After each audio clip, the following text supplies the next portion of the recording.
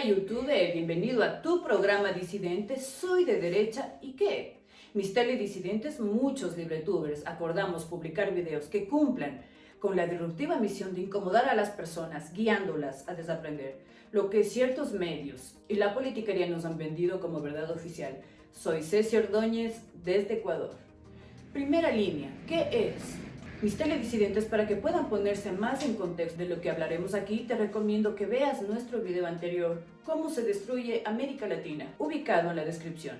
Hay conceptos como tolerancia represiva, la cultura como industria del engaño masivo y la revolución molecular disipada, que han servido por décadas como estrategias para crear un sinfín de conflictos y mantener a nuestros países en constantes crisis. La cara más visible durante estos conflictos son grupos llamados primera línea. Ciertos medios de comunicación nos han vendido la pálida idea de que la primera línea tiene como objetivo defender las protestas antigubernamentales y repeler los ataques violentos del Estado ante manifestaciones pacíficas que solo buscan encontrar oídos a sus justas demandas y defender a las personas que están manifestándose, quienes siempre son atacadas con represión policial de manera injusta, brutal e indiscriminada. Así buscan que esta primera línea sea validada como un espacio de reconocimiento social, es decir, funciona como una señal de moral, como la voz de visibilidad de grupos identitarios y colectivos que dicen no tener espacio en medios de comunicación ni actividad política, aun cuando este fenómeno tiene una cobertura mediática impresionante y obedece a una estrategia donde el uso de capuchas y pañuelos no son sinónimos precisamente de visibilidad. Esta idea de reconocimiento social justifica el hecho de que, aun cuando inicien y participen en actos violentos como el saqueo o vandalización, la destrucción de bienes públicos o privados, los encapuchados no sean considerados como delincuentes ni violentistas, sino más bien como un ejemplo de valentía y lucha, quienes además deben ser aplaudidos y apoyados al supuestamente poner en riesgo sus vidas e integridad por la defensa de los derechos humanos, según los preceptos de algunas organizaciones internacionales. En pocas palabras, se trata de personas que a través de la violencia buscarían la justicia social. Sin embargo, es muy importante saber cuál es la ideología que los cobija. Para esto, lo primero que haremos es prepararnos para entrar en shock, requisito indispensable para sacarnos la basura mental. Lo que vas a escuchar no coincide con lo que te han dicho en la universidad, ni con lo que te dicen tus amigos, ni tu movimiento social. Lo que vas a escuchar no coincide con el discurso emocional de caudillos y caciques. Así que dale un like si estás preparado y comparte para hacer que otros también despierten. Aquí vamos. La primera línea no es la expresión del pueblo, son la casta cobarde sin rostro que somete y reprime a nuestra ciudadanía a su voluntad, escondiéndose en la oscuridad de una capucha, del mismo modo que un avestruz esconde su cabeza bajo la tierra. Esto es terrorismo urbano, no son un símbolo de moral, ni virtud, ni paz, ni justicia social. Personas que pongan en riesgo a los demás con actos de vandalismo, generando el desborde de las instituciones, del orden y la seguridad, no pueden ser calificados como héroes.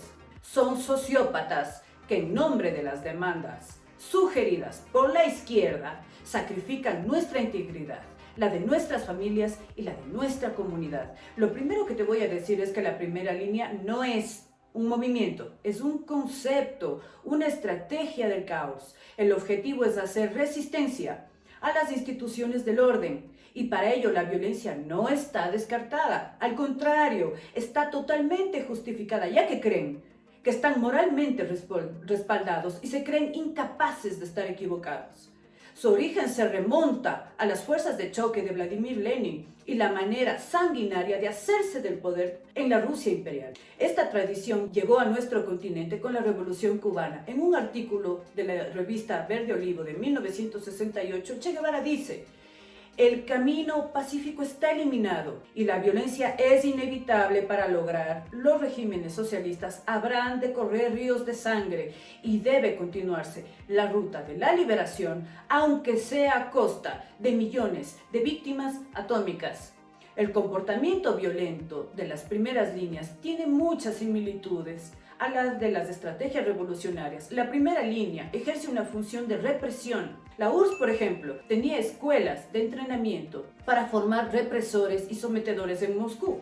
ETA en España era una guerrilla comunista revolucionaria que actuaba basándose en el foquismo guevarista, matando a cientos de familias, dejando destrozos y pérdidas a su paso, y también usaban capuchas.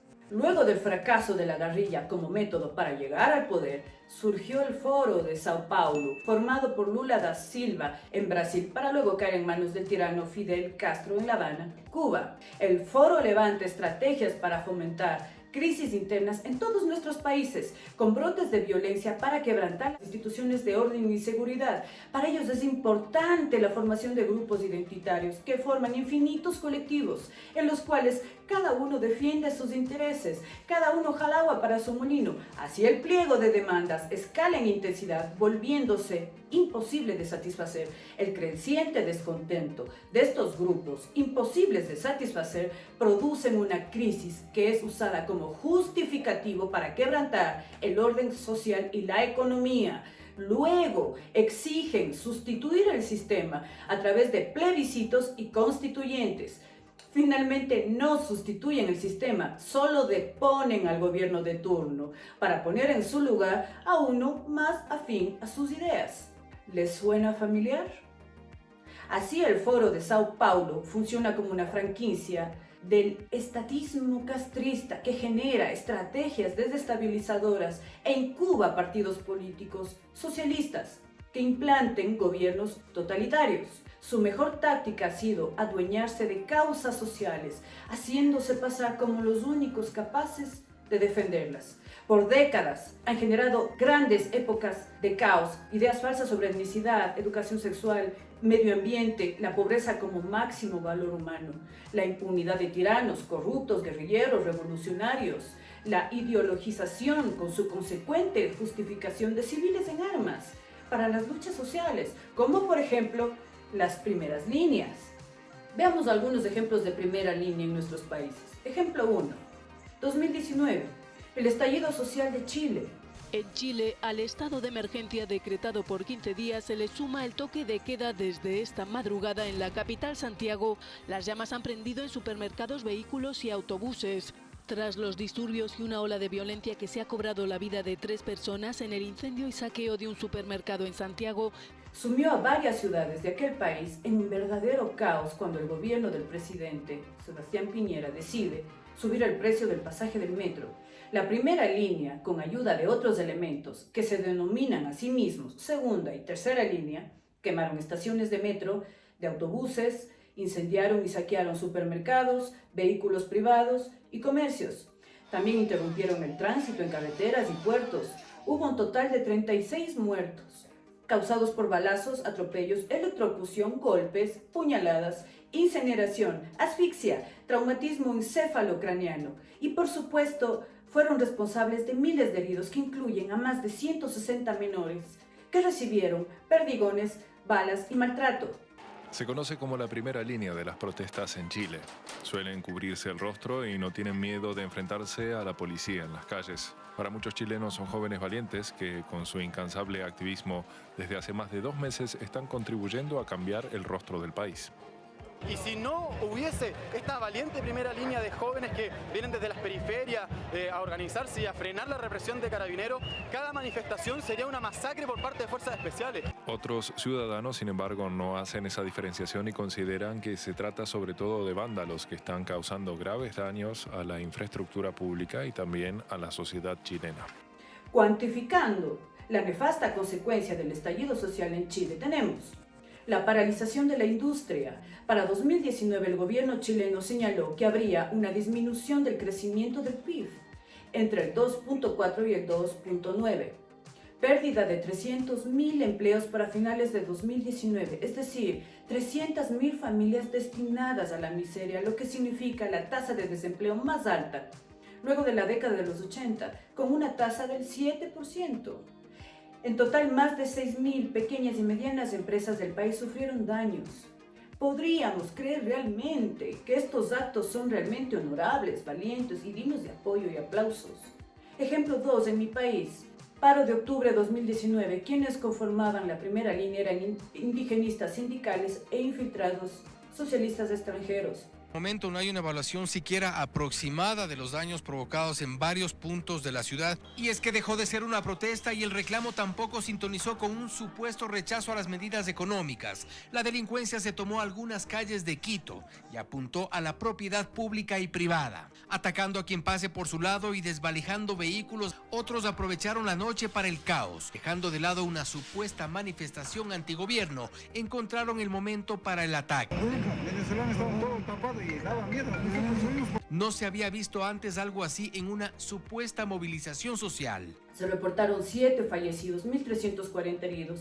La excusa fue el aumento del precio del combustible. Y si cuantificamos las pérdidas, el paro dejó daños por 821.68 millones. 120 millones en destrozo de bienes públicos y privados, 701 millones en pérdida económica, pero también se vieron afectados los sectores de energía, comercio, hidrocarburos, industria, transporte, turismo, ventas, salud, etc. Ejemplo 3. Durante el 2020, en Perú, tras la declaración de vacancia del entonces presidente Vizcarra, se armó una primera línea compuesta por jóvenes de tendencia ideológica favorable al anarcocomunismo, que, usando como excusa el nombramiento del presidente Manuel Merino, salieron a hacer destrozos en las calles. Eran grupos de universitarios, K-popers, tiktokers, feministas, indigenistas, organizaciones antirracistas, barras de fútbol. Estaban todos enlazados a través de redes logísticas capaces de convocar a masas inmensas de gente en muy poco tiempo. El resultado, según reconoció la Fiscalía, fueron 2 muertes, cientos de heridos, 41 desaparecidos en tan solo 9 días que duró la manifestación. Y estos no son casos aislados. La izquierda ha atacado también a Colombia, Francia y Estados Unidos. Quiero dejarles un último dato para que ustedes hagan sus propias conclusiones y reflexiones de lo que hemos hablado. Pero antes, recuerda dejar tu like y compartir. Lo único que la izquierda latinoamericana quiere es llegar y retener el poder, por encima de lo que sea y a costilla de quien sea. Y jamás lo han escondido. Realmente es coherente el discurso sobre valentía y entrega, mientras en la práctica ocurren muertes violentas, heridos y desapariciones forzosas. Realmente podemos aplaudir y apoyar a jóvenes que ponen en riesgo sus vidas y la de los demás en un ambiente de violencia, destrucción, caos, desorden e inseguridad para luego cubrirse con el manto de la justicia social. ¿Alguien conoce una primera línea que haya traído paz, prosperidad, orden, justicia y sobre todo integración social en sus países?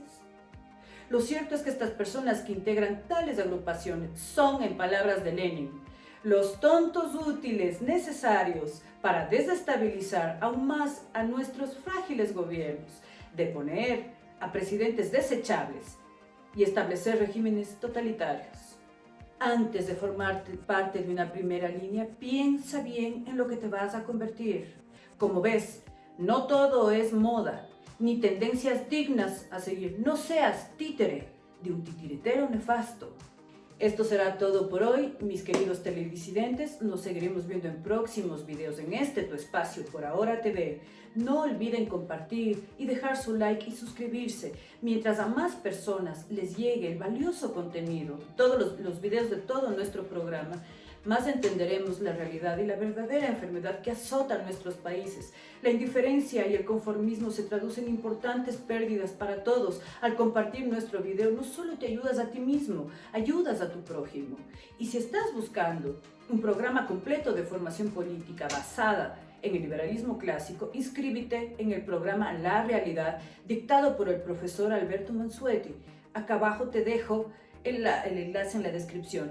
De mi parte, les envío un abrazo rebelde, un saludo devolucionario y un beso antisistema. No lo olvide, la salida se hace con 5 reformas. Lo contrario a la revolución y la usurpación es la devolución. Ponte 5, muchacho.